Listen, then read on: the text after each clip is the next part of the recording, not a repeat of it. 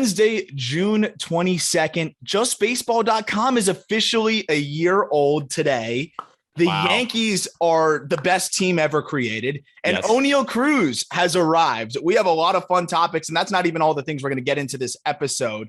But Peter, you asked before we started, can we start with the Yankees? Normally, I'd be like, no, Peter. Now you've got all the leeway in the world, man. The Yankees get all of the airtime they want and you deserve because they are 50 and freaking 17, Peter. So the Yankees are 50 and 17. And I posted on Twitter, which kind of came back to backfire on me. I said, it's Christmas morning every day watching the Yankees. What I meant by that is that every single day, and this is the first time, I mean, even 2009, like we weren't like this. This start for the Yankees through 65 games, so it's a little bit old, was the fifth best start by any team in the history of baseball. It feels like Christmas morning. They win every day. I was on the phone with my dad talking about the 98 Yankees where they won almost 120 That's what I was going to say, games. the 98 Yankees. It's just like that, not 2009. So it's really nothing I've ever seen with my eyes. No and I thought about bringing a ton of stats to this about the Yankees. But James Smith on Twitter, who's a big Yankee reporter, he kind of just summed it up for me. Listen to this, Arm. Listen to this. Yankees score the most runs and have allowed the fewest. They have the highest slugging percentage and allow the lowest slugging percentage. They have MLB's best record by over 6 games over the Mets and the best run differential by over 31 over the Dodgers. Best record versus winning teams and best record versus losing teams. They have the best home record and they have the best road record. Oh my fucking God. Sounds like they're the best team, I think. Like just around the diamond, they got the best offense. All 5 of their starting pitchers got an ERA in the 2s or the minuscule 3s with Garrett Cole just almost throwing a no-hitter. I was going to say, that's where I wanted to go. Clay Holmes just broke Mariano Rivera's scoreless inning streak. We don't see this every day. And I don't mean to be the Yankee fan that's just freaking out. I'm not trying to be that. I'm literally saying, regardless if I was a fan or not, this is one of the greatest starts to a season we have ever seen. No, that's like just a fact. Yeah, like I said in the intro, any other time I'd be like, no, Peter, shut up. But like this time I'm with you. Like this is unbelievable. And if you think people are talking too much about the Yankees, you're wrong because like they deserve the airtime right now. What we're seeing is something you just have to appreciate. I know it would be better for most fans if it was like the Rays doing it, but it doesn't really matter if you enjoy baseball. Look at this masterpiece of a baseball team. All of the stats point it, to the direction like you said, but the pitching every 5th day, every single day of the 5 guys through the rotation is going to be fun to watch. The lineup, you got a couple like random guys in there, but that's what makes them so good. They finally have some dudes that just put the bat on the ball. They filled their holes really with low cost acquisitions. And then the bullpen is a joke. They're going to get Chapman back. And like, that's like House's money. Whatever they get from Chapman is a bonus because they've been great without him. It is ridiculous what this team is doing. And Baseball Reference has them at 99.9% chance to make the postseason, 21% chance to win the World Series, which is outrageously high to me because like it really nobody should have better than an 8% chance in my opinion, because it's so hard. That is just insane. And as we know, anything can happen. And I don't think we're giving the Yankees the World Series, but just appreciate what they're doing right now in the regular season. Garrett Cole losing a no-hitter almost made it feel like the Yankees lost. Like that was the biggest adversity the Yankees have faced in recent memory. It's crazy. And just the resilience of this team too. Yes. They're never out of it. How about the fact they're 2-0? 2-0, they're winning over the Rays. Garrett Cole gives that up. Then Clay Holmes gives up the run. Now it's 2-2. Never a doubt. Never a doubt. And the Yankees won 4-2. That's the way this team is. And dude, if Hicks starts hitting like he's hitting, if Gallo starts hitting again, and then these guys are not big X factors, but they certainly help. Domingo Germán, Zach Britton, these guys help. And they're going to make a deadline move. I mean, Aram. I mean, they're the World Series favorites right now. And I've been waiting all season because I have said they're going to go through their ups and downs. And I still think they're going to go through a down. I'm sure there'll be some. They can't be. There has to be. They can't have I don't know what their winning percentage is. I can't compute it and I don't have it in front of me, but I don't think they're going to sustain whatever their absurd. It's got to be like 7 something winning percentage, whatever it is. Dude, they are 12 games above the Blue Jays. And the Blue Jays are playing good ball. Like it's pretty wild. So what last thing we'll say on the Yankees before we move to Oneil, and then a lot of really fun topics today I'm excited to get to.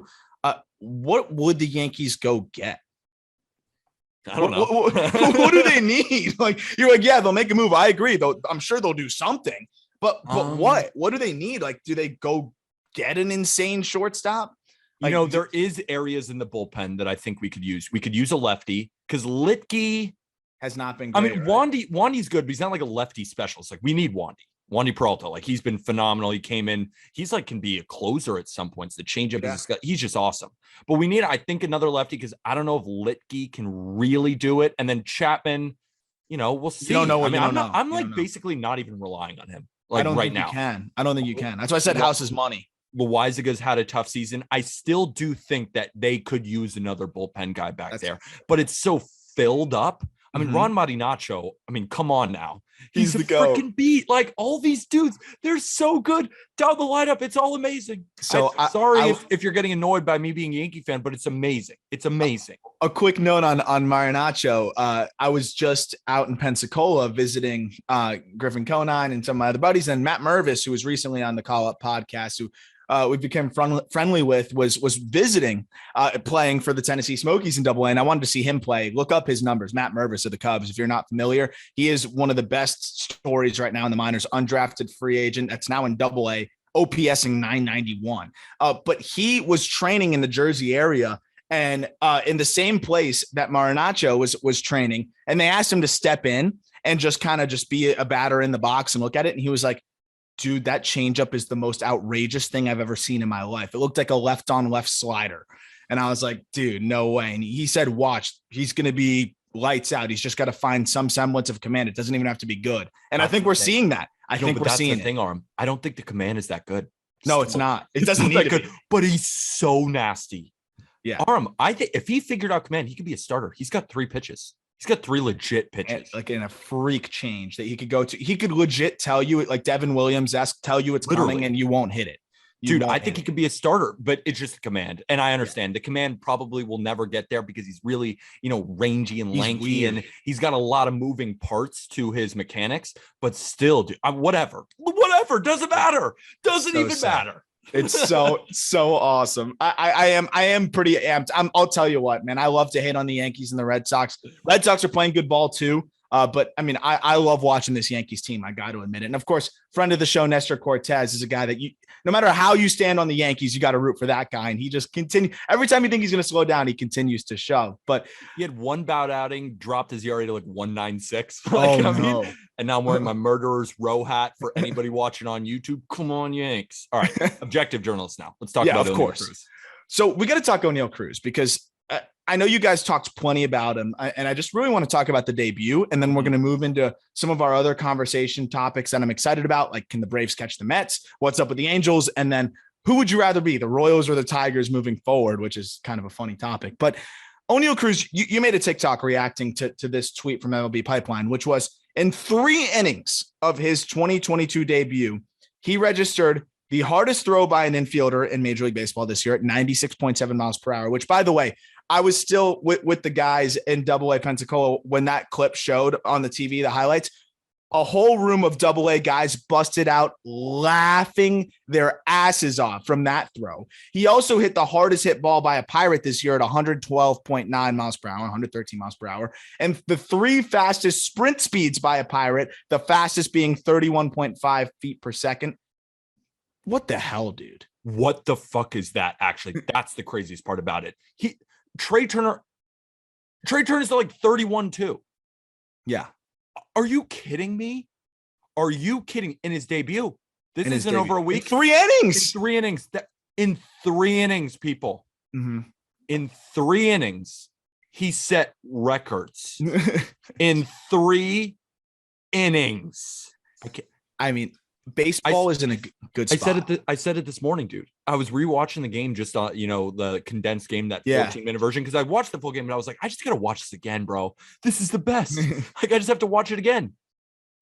I said in the group chat this morning, it was like 7:30 in the morning, so I just had my eyes, kind of crusty. But I said, is Oneil Cruz already the best player of all time? He is actually doing things in terms of like just raw skill set that I don't think we've ever really seen. And that is so cool and so good for baseball, because this is the Pirates that's getting this guy, right? Like we talk about the big market teams always getting those freak prospects that come up, like Jason Dominguez is always getting the hype. And that's what I think everyone was expecting. And, maybe he can get there, but for the Pirates to have this guy is so good for baseball. And the Pirates also are starting to look fun, man. I'm not saying they're going to compete for a playoff spot, but they're turning into a team that's much more fun to watch. Jack Sawinski has been awesome. They call up Liover Peguero, who's a top 100 guy. Roansy Contreras is pitching as we speak and, is lights out when he's on and really fun to watch. This is a team that's starting to have those young players make their way up, and they're really fun to watch. The Pirates are going to be good pretty soon. And I mean, they're not even that bad right now. Like they're getting there. And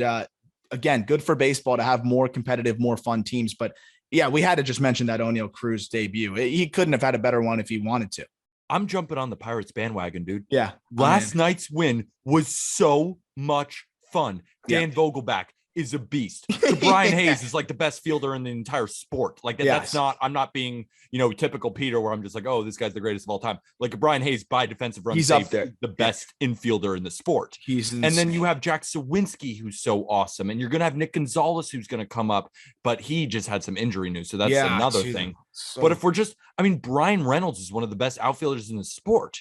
And he's just heating up. He's just heating up. Like this is a very fun team. And they've got, I think, a top 5 system in baseball too, with guys climbing up very quickly. Henry Davis will be there before long. He could be there as soon as next year. They need a catcher too. Like that. They need Henry Davis, which is and he's going to be he there. Fits right in. He's going to come in quick too. I think he's one of those guys that I think will climb through the minors really quickly. This is a fun team, and I'm excited to see where they continue to go, because they're doing it right. You got to give Cherington credit. Ben Cherington's doing a good job, and the future is definitely bright in Pittsburgh. What about arms? Because Roansy, we were talking pre-record. He's disgusting. He's so nasty. I mean, he's got great stuff, but a lot of 3-2 counts. Like it's just going to be, it's the command thing. Keller has been looking better lately. But we'll see. But I still do like him. Like I think he can. I think he's a fine rotation arm. Yeah. Honestly, arms is a good question, Peter. Because if I were the Pirates, I'd be looking to go arm heavy in this draft, because I don't love Quinn Priester. I'm not huge on Quinn Priester, and he has really struggled so far this year. He's been hurt. Just kind of got back into action. Hasn't been great. And then outside of him, they drafted Anthony Solomito. I like him. I think he could be a good piece. But Mike Burrows is interesting. Could be solid. But other than that, they don't really have that many arms. I think if they make any trades, they should be looking for pitching prospects. And then pitching-wise, I would go heavy on arms in the draft, and then they're in good shape. They have so many bats. It's insane. So many good bats. Just get some arms. Yep. And I think they will. They're in great shape. And I would say the Braves, man, when we get into now Braves Mets, 2 teams that we love to talk about the offense, but what do you think has really gotten into the Braves here? I think it's been a little bit of everything. Pitching is finally coming together. Charlie Morton looked like Charlie Morton. We talked about that on the last episode, Jack and I did. But also Spencer Strider, he's pitching as we speak. So I really hope he's not getting shelled when we're going to gas up Spencer Strider. We finish recording. We're back. Recording during the 7:00 games. Yes. It is make sure Strider's not sucking before I really gas him up. Strider, 1 inning, 1 walk, 1 strikeout. Okay. Dominated. So he's great. Spencer Strider's been and Pirates are winning 1-0. By the way. Ooh. And I'm on Pirates first 5 and Braves first 5. So, we're tracking it, because I went Pirates first 5 arm. I had to follow the energy of the Pirates. I think they're the best team in baseball now. Dude, you saw what happened with the Tigers when Riley Green debuted. I'm not saying that was all Riley Green, but I think it injects some life. It injects positive just energy in there. Now when people are in the clubhouse, it's not, why are you sucking? Why are you sucking? That's what the reporters are going to ask. Instead, it's Riley Green's here, let's go. And Torkelson's starting to swing it. So yeah, I'm looking at the Braves though. And Strider looks like he could be dynamite, like lights out, dark horse rookie of the year type of guy if they give him some more run as a starter. 68 Ks in 44 innings going into this start. Ian Anderson starting to show signs of life. Charlie Morton looking great. Fried looks like a bona fide ace. And then Acuna back to being Acuna. Ozuna starting to swing it. Michael Harris is a stud. Dansby Swanson, bro, like we said last time, we need a new barometer for average at shortstop, because he's well above average right now in almost every way you look at it. Can the Braves catch the Mets, because guess what? Max Scherzer is on a rehab start as we're recording right now, a few hours away from us in Binghamton. I have a weird way of going around this. Does it matter? They're both. That is a great question. Does it really matter? It doesn't matter. They're both making the playoffs because you can make the argument, Arm, right now. I mean, with the Dodgers reeling, with Buehler being injured, with Mookie on the shelf, the Braves are the second best team in the National League. Behind who? The New York Mets. Yeah. And then the Cardinals are probably right after. And then you have the Padres and the Giants. But I would say the two best teams right now in the National League are the Braves and the Mets. It's almost like, will the Blue Jays catch the Yankees? Who cares? Because they're going to make the playoffs anyway. I mean, that's what it's going to be. But just to focus on the Braves for a second of how good they have been, because I do think that they can catch the Mets. That's how good they are. Yeah. We talk about the Mets getting Scherzer back. We talk about the Mets getting DeGrom back, and it will be awesome. But from 1 to 5, you look through the rotations, whose rotation is better? With DeGrom and Scherzer back? With DeGrom and Scherzer. Yeah. You probably lean Mets. Yeah. But, dude, if we're talking about depth, yeah, 1 through 4 to get through the regular season. I would depend on McGill, and like there's a lot of questions with the Mets. The 5, yeah, and he's nuts. It is nuts. And bullpen wise, I mean, Braves probably have the advantage, right? I mean, they have to have the advantage. Yes, but the Mets bullpen has been great, though. I mean, they're both great. We're splitting hairs here, so Mets fans probably heard, no, our bullpen's great, but your bullpen's they're great. I'm sure they're both great. They're both Edwin great. Diaz is amazing. Don't get mad. Hands up. We're not trying to do anything. William Contreras too, by the way. And I love the way Clay Snowden, one of our writers at justbaseball.com, more than Wilson's brother is what he said, in the article that we put out on William Contreras. And I mean, it's true. 987 OPS now in 30 games. He looks like a legitimate bat for them. Even with Albies out, we talked about it. You mentioned like we both agree Orlando Arcia can fill in, and he's filling in. He's been great. This team is crazy. Back to your point, does it matter? For the Braves, I think it doesn't matter. For the Mets, if they go into a 3-game set, man, I know theoretically you have DeGrom and Scherzer healthy. You should absolutely wash whoever in a 3-game series. But the Mets in a 3-game where it's more likely that anything can happen, that freaks me out. If I'm the Mets, I'm going all in on trying to get to clinch that first spot and be in the driver's seat, because we know the Mets love to just fall apart when it hurts the most. So, I mean, the Braves, if they really want to upend the Mets, it would be great for them. But I agree with you. All the Braves need to do, they proved it last year in terms of just their ability to play in the postseason, their experience, and now, what they have going on. They just got to make the playoffs. For the Mets, I think it's way more important for them to win the division. Agreed. And don't you think right now the Braves look like a World Series team to me? They have no weaknesses. We were just gushing about the Yankees. Where's the Braves' weakness? Matt Olson is playing poorly right now, by the way, too. And he's, of course, going to get better. He's still adjusting. Like Ozzie Albies went down. Didn't matter. Not even a little bit. RC is like better than him right now. Yeah, I know he is. You go to the bullpen, top down. Everyone chucks. It's still a nightmare in there. And then the rotation from 1 to 5. Fried is one of the best left-handed pitchers in baseball. I think we know that now. That's just Max Fried is that dude. He's like in the 11 to 15 range of pitchers. Yes. Like he's settled in there too. He's a walking quality start. Chuck Nasty. He's back. Slowing down a little bit, but still, that you're going to get some good outings down the stretch from Chuck Morton. Kyle Wright looks like a definitive. I mean, he had a rough start. He gave up 5 earned, but I'm not that worried. Just one rough start. I think he's a solid middle rotation arm. I think he's like a very good 2. He could be. The way he's been looking, he could be. And then you have Spencer Strider, who looks like Jesus Christ. Yeah, he throws freak pitches. No, not even just like his performance, but like his thighs. Like just like his essence on the mound. He's glowing because of how thick he is. That was a guy that we talked about in Pensacola as well. They saw a lot of him last year, and they were like, thank God he's gone. Yeah. Like they were like, that was the worst. It was the worst facing him, because even if the fastball would just ascend and the slider was disgusting. And now he's mixing in a changeup a little bit. Breaker. Yeah. Good luck. He looks like right-handed Rodon. Yeah, he does, except without running out of gas after 5 starts in the season. So we'll see. Yeah, we'll see. That is true. How do they?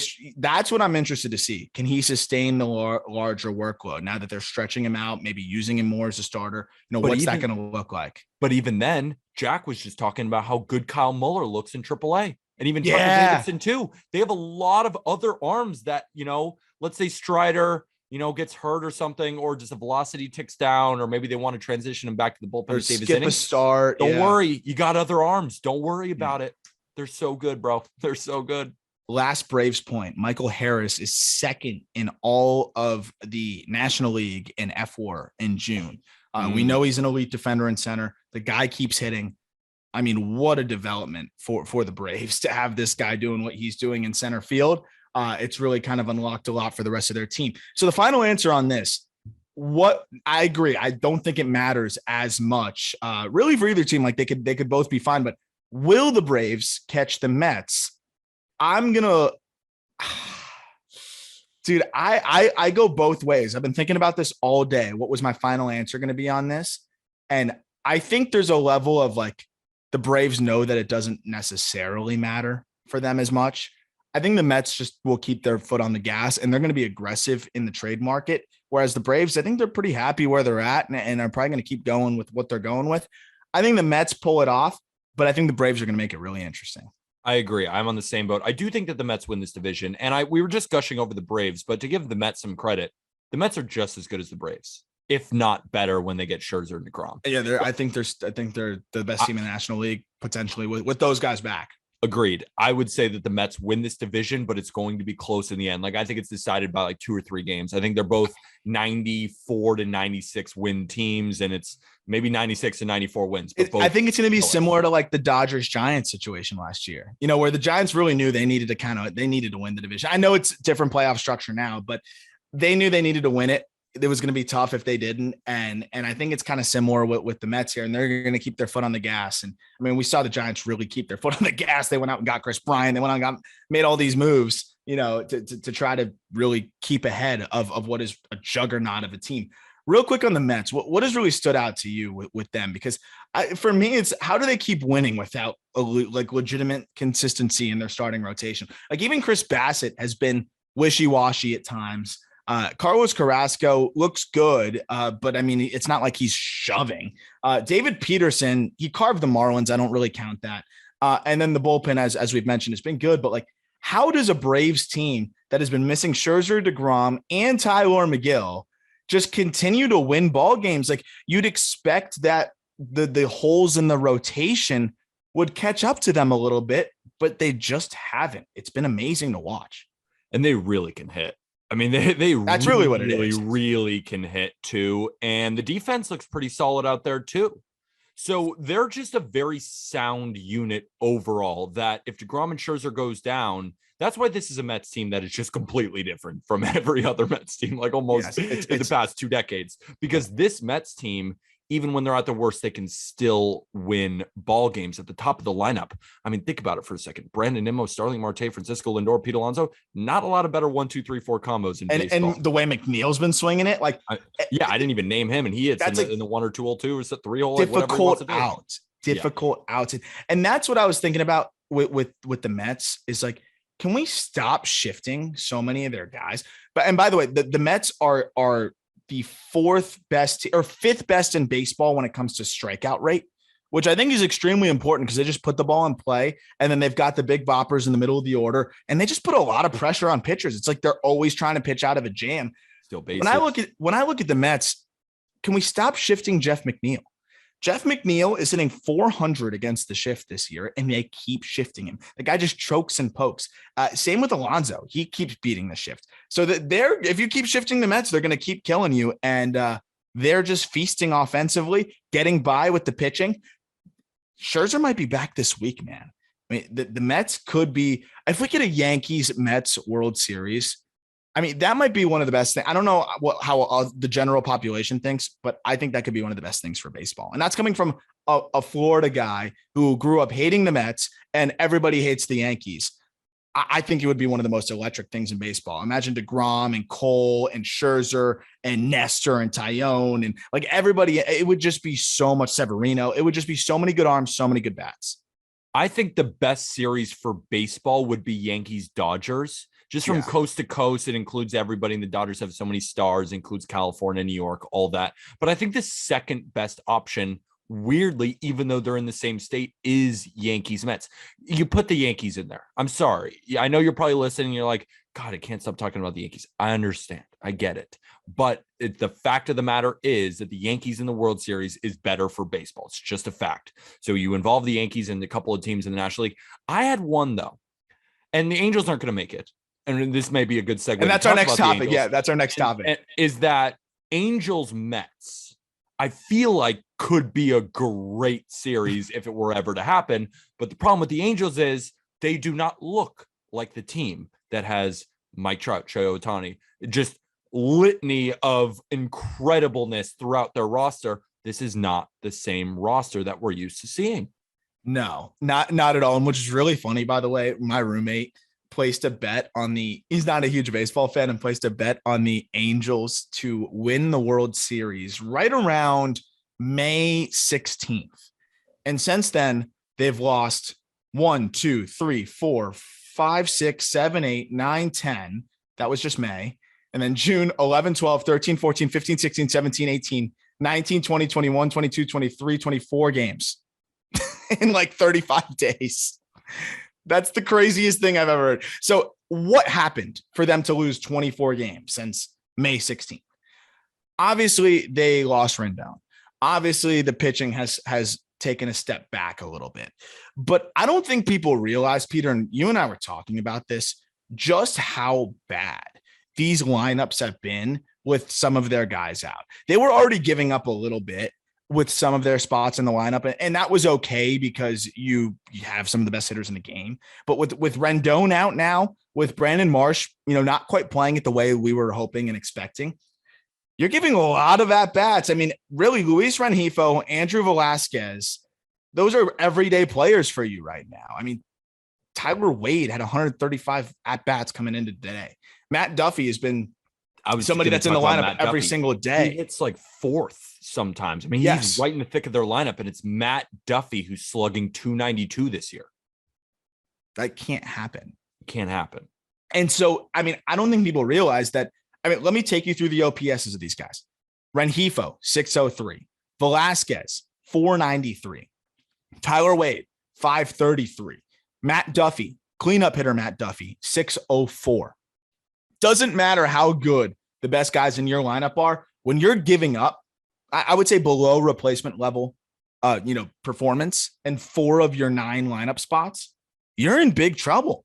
And that's exactly what we're seeing. They can't score runs. How are you going to string together hits when only 3 guys in your lineup can really hit? And if there's a lefty, it's really less because Ohtani can't really hit lefties this year. Jared Walsh has no ability to hit lefties. We know that. He crushes righties, can't hit lefties. And just about Jared Walsh real quick, Jared Walsh has like a 750 OPS. He's not killing the ball either. No. And really, they need him to be like insane all-star level for them to stay afloat right now. And he just hasn't been. Exactly. The really only people that they're getting production from is Taylor Ward, who's been on the shelf this year, Mike Trout, and Shohei Ohtani. And also Ohtani as a hitter has not been great. He's been good, not been great. So and he needs to be MVP Ohtani for them to win. And so many things have to work, and they're just not working. If not now, when, Angels? Here's my question before we move on to some teams that we're going to talk about their direction. What do you do if you're the Angels? They've worked so hard to build pitching depth, and their system is so far improved in that regard, but they still don't have a very good system overall.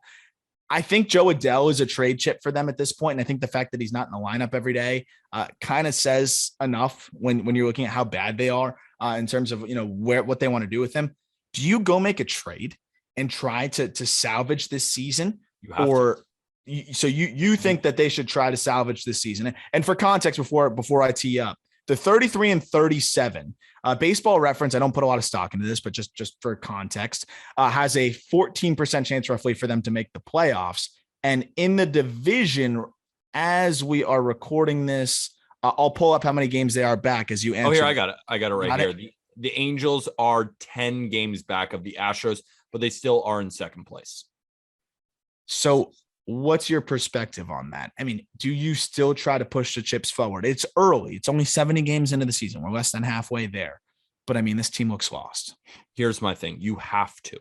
You have to trade Joe Adele, maybe go get Tyler Mahle like we mocked. You have to do something because Shohei Ohtani is going to be a free agent and he is going to command upwards of $50 million a year. He already came out and said he's going to want more than Scherzer. Of course, because as a pitcher, he's slightly worse than Scherzer, but he also hits and he's the fastest player. I mean, he has to get paid like nobody else. We've never seen anything like it. And you can't value him. You can't value him. You can't. And the Angels are locked into Rendon. They're locked into Trout. They're locked into these guys. They have enormous contracts. They're not going to be able to pay Ohtani. You have to go in all right now while you have the unicorn, while you have Trout in his prime, while you have Taylor Ward playing well. Yes. And how much longer is Syndergaard going to be at least serviceable? Like he's already jumping off a cliff here. And he's a free agent after this year as well. And I don't know if that, if they're going to bring him back, there might be an interesting option in that deal. I don't have it in front of me, but here's the other thing about it too, is they don't need to go crazy, man. Like they just need like some solid platoon guys. Take the Giants approach. Go get Jordan Luplow and platoon him. And like, if you look at his numbers against lefties, he's been great. He can play all over the field. I really think this lineup just needs guys who simply put, don't suck.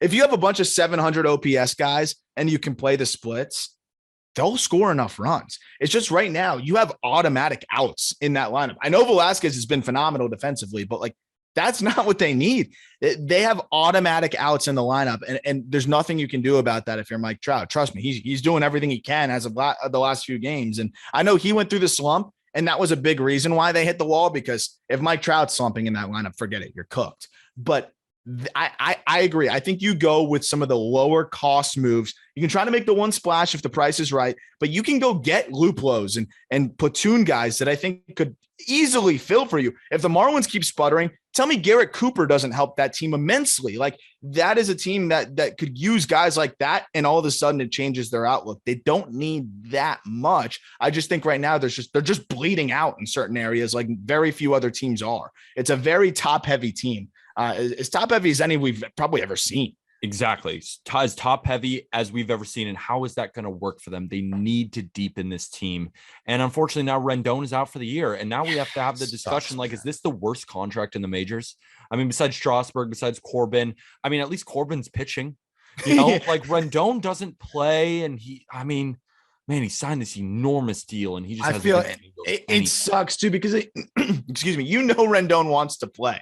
Rendon doesn't want to be hurt, but this is a horrible contract. And the good news is they get out from under Upton's contract, which is about 28 million after this year. They just finished off with Albert Pujols. But this is not getting cheaper anytime soon. 36 million this year, Peter. 38 million next year. 38 million in 2024, 38 million in 2025, 38 million in 2026. He's a free agent in 2027. That is a long time of financial commitments to a guy who is 32 and unable to stay healthy. What's he going to look like at 35, 36? I hope it's better, but I wouldn't bet on it. And I sure as hell wouldn't bet 38 million on it. It's also in his wrist. That ain't good either. Swinging, third base, that ain't good. Wrist stuff, no.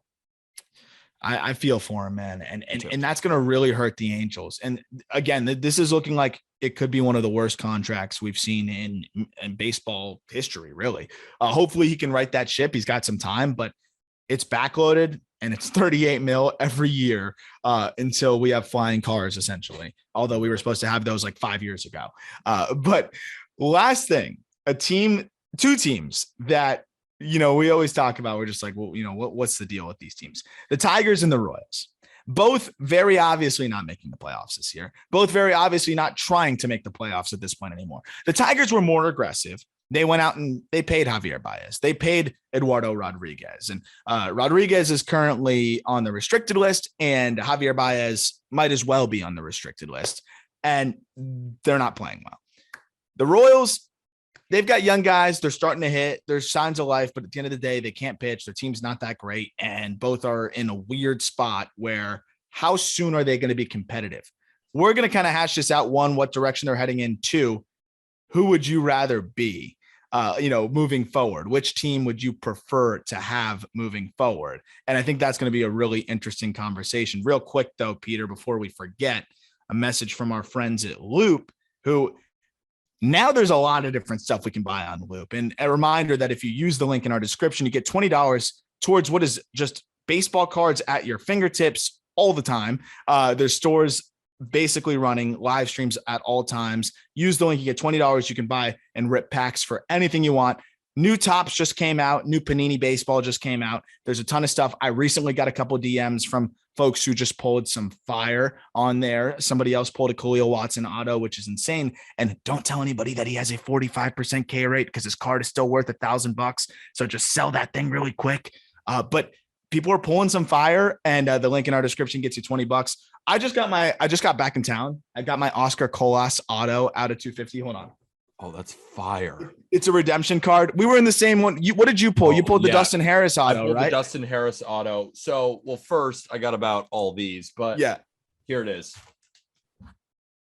So there you go. He is raking, by the way. I think he's going to get called up this year for the Rangers. And you and I both pulled the autographs on a live stream with our friends at Wild Card Trading.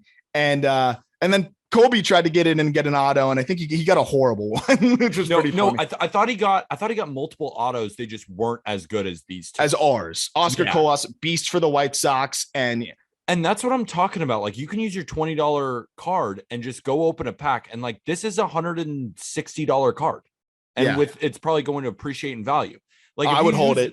You just download the link, click the $20, buy one of the Bowman packs, and you could land one of these. Yes. Like, it's an absolute no-brainer. And then you could never use it again if you didn't want to. You're going to get hooked like me because it's so much fun just ripping cards. And even if you're not ripping cards or not spending a dime, it's so much fun to just watch the live streams, watch them talk, look at the chat. It's kind of similar to Twitch. It's just fun, man. It's and you fun. Get some free money to click it. Why not?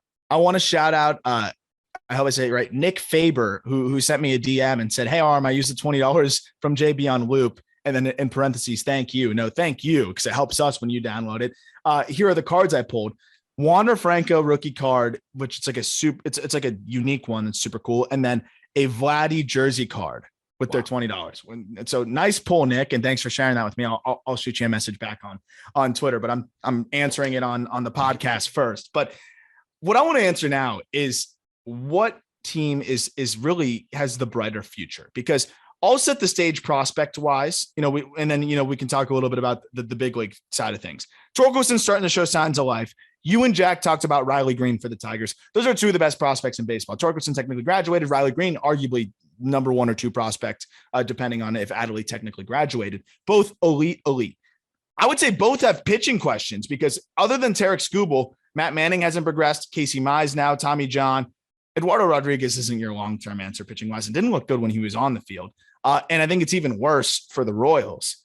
Though, offensively, Bobby Witt Jr. starting to really get it going, looks really good. MJ Melendez is a stud. I love MJ. And they've got a lot of other prospects that are really interesting, and I'll get more into that in a second. But what team do you think is heading in the better direction? Like, who would you buy stock in if you had to pick one? I would buy stock in the Tigers. I would buy stock in the Tigers because at least the Tigers will spend on their team, right? I mean, it's not like the Royals have this incredible farm system that's miles ahead of the Tigers. I mean, the Tigers, when we talk about arms, they still got Jackson Jobe down there who could be disgusting. They have other arms as well. Like, what? Wilmer Flores, who is also related to Wilmer Flores, has been nasty as well, pitcher also. Find me a Royals arm that you fully believe in. I can't. I'm looking at our top prospect rankings right now. I'm looking at our just baseball top prospect ranking. I don't believe in Tarek Skubal. I believe in Jackson Jobe, even though he hasn't shown much yet. And then again, I believe heavily in Brady Singer. So, Jackson Jobe could, fall off, but he has a disgusting breaking ball and he has good stuff. And he's projected to be a big time pitcher. I'll bet on Jackson Jobe. Agreed. And Matt Manning, and Casey Mize, is out for the year, which is just terrible. That sucks for Casey Mize. And Matt Manning, of course, is still just, what does Matt Manning even do? I haven't checked in on him. He's hurt. He was struggling and then he got hurt. I recently checked back, and it's been tough because I loved Matt Manning. But, then you look at the Royals, though. I agree. Tigers pitching wise, they also have Ty Madden, who I thought was a great pick for them. Kind of fell in the draft and they stole him. I would say the only Royals arm that I'm really excited about is Frank Mozzicato, and he is so far away, like so far away. But they do have Nick Pratto, Vinny Pasquantino, which I think are two of the best, mashers in the minors right now. And then, of course, Nick Lofton. If people are like, why didn't you mention Asa Lacy? Asa Lacy's kind of been a disaster. He's just not really been good over the last 2 years since he debuted. I agree. I think the Tigers are the answer, but there's a but. The Royals are going to be loaded lineup wise, and they're not tied up to 140 million for Javier Baez and another how much 80 million for was it 80 or 120 for Eduardo? Oh, you're talking about Eduardo. No, I was talking about Javi first, and then Eduardo I thought was 80. Yeah, that makes sense. It's like 5 for 80, I think. 77, 5 for 77. So okay.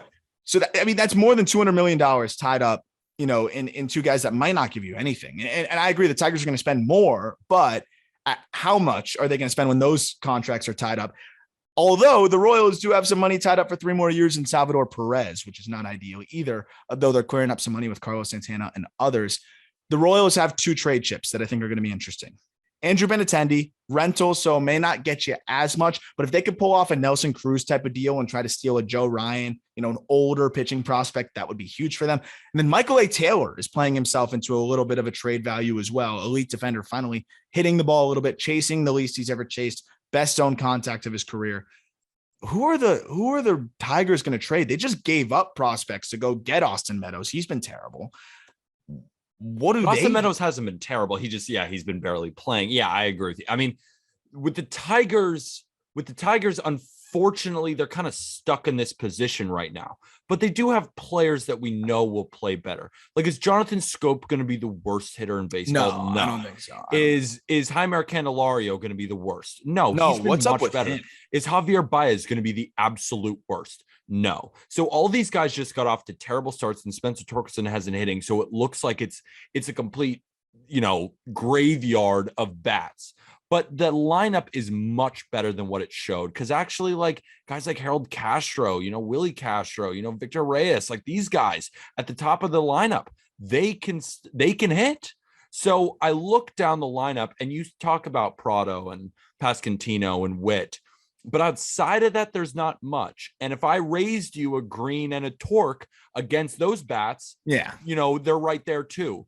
I don't believe in any of these Royals pitchers, but I believe in Skubal and I believe in Job. And is it fair to believe in Job and not some others? Maybe, but what do you want me to do? I'm watching all the Royals guys and I don't like any of them. I don't know what you want me to do. Yeah, and they haven't proven to us that they can develop any of these guys. I mean, that's another thing. Brady Singer was the guy we loved the most, and he's the only one that's like actually provided any value on the mound, like at all. And he still hasn't even been that good. 7. Oh yeah, that was great. Yeah, he looked good. It is rough. I agree. I think the answer is the Tigers, and the fact that we're even having the conversation, I think, is just a testament to just how bad they've been. I mean, I don't think any of us expected them to have a 606 team OPS, and that's after scoring 20 runs in 2 games.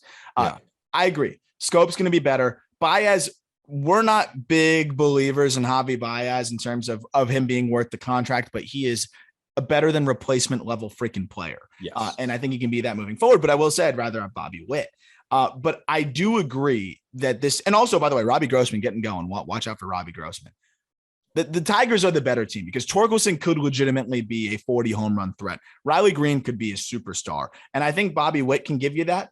But the other guys are kind of corner infield mashers. They're limited in other spots. I think the Tigers are the team moving forward. And that kind of leads me to the Royals to wrap up here, Peter. You texted me and you're like, I want to talk about the Royals and like what the hell they should do. What do you think the Royals should do? I'm sure you thought about it a little bit when you were getting your pump in.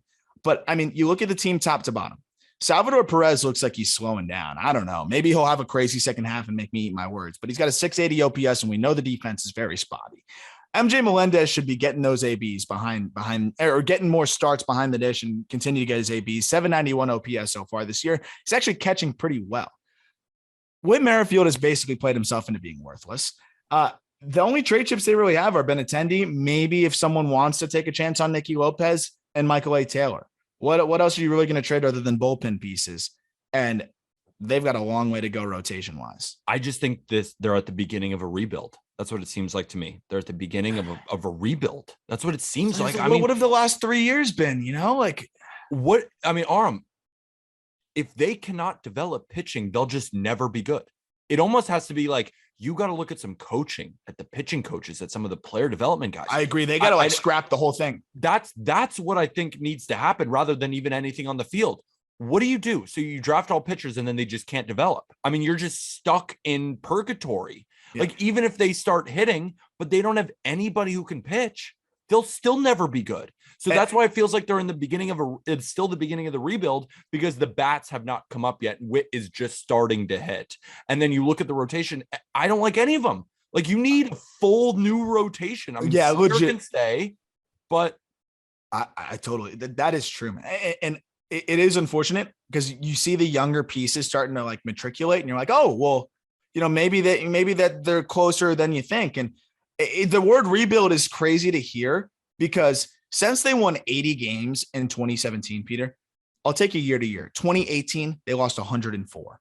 2019, they lost 103. 2020, shortened season, they go 26-34. And then last year, 74-88. So people are like, oh, they're heading in the right direction. They go out and spend a little bit of money here and there. And then they take what looks like a step back this year. They're 24-42. I think they've got to fire Dayton Moore. I think they've got to overhaul the entire front office, and they got to start this thing over, because Bobby Witt Jr. did not require development. MJ Melendez, I'm not giving them credit for that. He made a major swing change that I know he put the work in himself to really grind that. And I'm sure that he had some people within the org that have helped him. But at the end of the day, you're not seeing that really across the org. Vinny Pasquantino is a freak show. I'll give them credit for identifying that guy, but that's really it. They're not really developing dudes. And a lot of guys have really disappointed. So I would overhaul the whole thing. And I think you're right. I think you got to really just scrap this whole operation, build with the young core, and start over with your from top to bottom, like player evaluation, everything, start over. I texted you. I feel like this kind of sums it up best. I said, Aram, what the fuck are even the Royals? Like, what's their MO? What's the plan here? Because if you can never develop a pitcher, and we're just supposed to hang our hats on these prospects, which we hope work, but prospects with Nick Pratto and these guys aren't full-blown like guarantees. And this isn't a top 10 system either. This isn't a top 10 system. With Bobby Witt graduate, this system is very average. So what are they doing? I think they got to tear it down. I don't know what else to say. I know that's terrible to say, but they got to tear it down. They have to, or else. Because if you cannot develop pitching, no matter what you draft, no matter who you bring in, if you can't pitch, you can't pitch, and pitching wins championships. I agree. And look at the Yankees all these years. I mean, I hate to bring the Yankees back into it, but look at the Yankees all these years. Now they bring in Matt Blake. It's clear that these pitching coaches help, and now pitching wins championships. They need help. I'm with you. Sorry, Royals fans. We're burning that shit down if it's up to us. And here's the thing. The last thing I'll say on it. Daniel Lynch, 25. Brady Singer is 25. Chris Bubich is 24.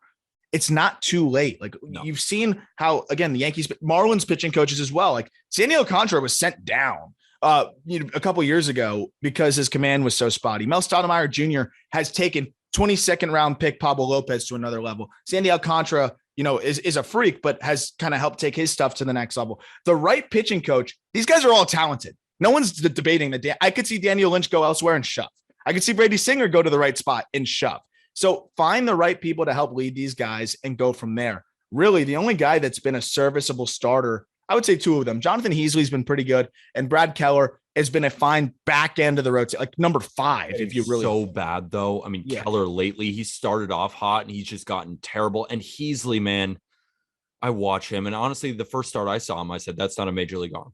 And while he has had good production, 5.3 FIP just doesn't seem like a major league arm. No, it just seems like a AAA guy, unfortunately. Yeah. So, I mean, you got to start all over here. And if I were them, I would try to cash in on the relievers. Like Scott Barlow could get you your best return. Josh Staumont, like that could do it for you. But geez, man, it is tough because I was really hoping they'd take that next step this year. And, Alberto Mondesi going down stinks. But if you were relying on Alberto Mondesi, And I think all of us knew that Nicky Lopez was probably not going to repeat what he did last year, although he's been even worse than I think we even expected. But any final thoughts on the very depressing Royals? No more final thoughts. I'm worried that if they don't do something drastic, it's going to be the quote unquote beginning of a rebuild for the next half decade. Which it already seems like it's been. So you better do it now before it's too late. To credit the Royals, and just before we wrap again, they did win a World Series. That is true. Incredible. They won a World Series in 2015. So the Tigers didn't. So the Royals at least have that in their back pocket. You know what? We won a World Series and we had to tear it down. We're not a team that spends big money. And now we're just in a very long rebuild until we get back up there again. And I think Dayton Moore is kind of riding that still. Like, that's the only reason why he keeps getting chances. But I think, the time has passed. We've seen a lot of World Series winning GMs and executives, ride that out and then get canned and get canned again. So I think it might be time for a new face of the Royals. And we'll see if they decide to make that decision at some point this year or by the end of the year. That'll do it for today's episode. What do we got tomorrow, Peter? I think we got to talk about some college baseball because the rounds are ending. We're almost getting to the championship final. I mean, we're getting to the World Series, baby. I mean, the College World Series, it's been phenomenal. Stanford is out. Texas is out. I mean, it's incredible. It's these teams that we didn't think that would get there are really hitting well, but I don't want to ruin it. We're going to talk about it all tomorrow after it's all done. I mean, it's not all done yet, but to get you ready for the final. I'm so excited. I've really enjoyed it, trying to balance keeping up with that in the big leagues, of course, but it is really fun tuning into those games. I will say the pace of play can get a little bit slow at times in college, but too many like useless inside moves to second base with no throw. Like, please stop that. But other than that, I've loved college baseball. It's been so much fun. The ball's been flying. So if you're like, oh, there's no offense in Omaha, which I could understand as a turnoff. Not this year. The ball was freaking flying. So definitely tune into tomorrow's episode. I know a lot of people want the little crash course. We'll get you kind of briefed on everything you need to know and kind of get you ready to go for the end of the College World Series, which is always so fun, so much passion, so much energy. And we'll talk to you tomorrow. Peter, you can sign us off. Yeah. Why don't you go check out our TikTok at Just Baseball Fans, of course, on Twitter at Just BB Media. And you should go follow our Twitter and our Instagram in particular at Just Baseball Show, because that's where we're doing the mailbag. So Aram and I are going to be back next Wednesday because we do it every other week. The mailbag where we answer all of your guys' questions. That's it. I mean, I might as well just say with that, thank you, everybody.